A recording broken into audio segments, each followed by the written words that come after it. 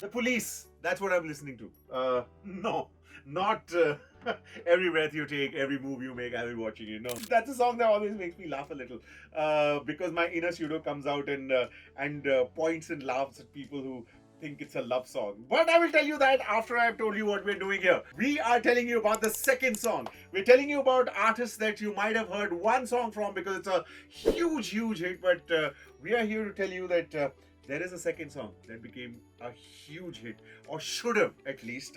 But just a reminder that the tingle in the fingertips and the excitement of the first time is very important, but it's the second time that makes the taste stay a little, that makes the melody linger just a little. So, ladies and gentlemen, it is time for the second song. And who are we talking about? We're talking about The Police. Andy Summers, Stuart Copeland, the magician behind the drum kit. By the way, he's got this thing called Police Deranged that he's come out with, where he's doing orchestral interpretations of police songs. But that's for later. And of course, Mr. Gordon Sumner. That's right.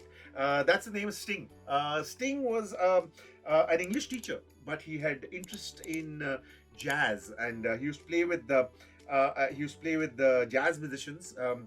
Who were much older than him, and at that point of time, there was this black outfit with yellow stripes on it, which was very, very in, and he used to wear that when he used to go for these jazz sessions. And all of those older people thought it would be a great joke to call him a bee, because he looked like a bee in that black outfit with a yellow cross. And they used to call when they want to find out where he was, they used to call his house, and his mother would pick up and they said, "Where is Sting?" Because they said, "Oh, you look like a bee and you might sting." Ha ha ha. So it might be a bad joke, but seems like a good name for one of the greatest rockers that we have. Formed The Police with Stuart Copeland and Andy Summers. Absolutely incredible stuff, and came out with the iconic "Every breath you take, every move you make, I'll be watching you." Sting has himself said that, "I'm very, very surprised when people use this as a love song, because I meant it as a stalker song." It's a very dark song about stalking someone, and not necessarily something that we'd like to use for love. So that's about Every Breath You Take. 5 albums, actually. They came out with 5 albums, The Police, but their egos were so big that after that, those clashes became too discordant for them to stay together, so they broke up. But of those, I mean, Outlandos d'Amour, Ghost in the Machine, Synchronicity 2, just incredible albums to listen to. But the second song that I want to talk to you about is Walking on the Moon. It's a personal favorite. It was one of the songs where you realize that you didn't necessarily need the whole drum kit to create magic. Just the hi-hat and the sheer wizardry of Stuart Copeland on the hi-hat, and the tinge of reggae and love was incredible. You heard it and then you realize what he was doing, the nuanced work on the hi-hat, and every time you heard it, there's something new that you caught. Every time you heard the lyrics, giant steps are what you take, walking on the moon. I hope my leg don't break, walking on the moon. Walking up to your house, walking on the moon. Walking back from your house, walking on the moon.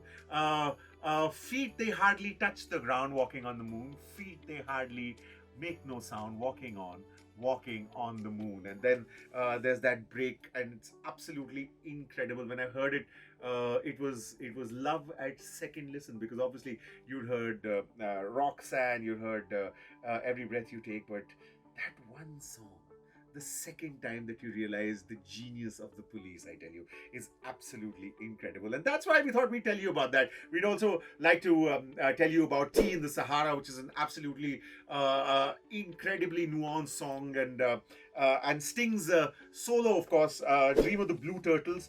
The name Dream of the Blue Turtles came because when he broke up from The Police, he wanted to be taken seriously as a musician. So he gathered some of the finest jazz musicians that there were. There was Kenny Kirkland on the keyboard. There was the incredible Branford Marsalis on the saxophone.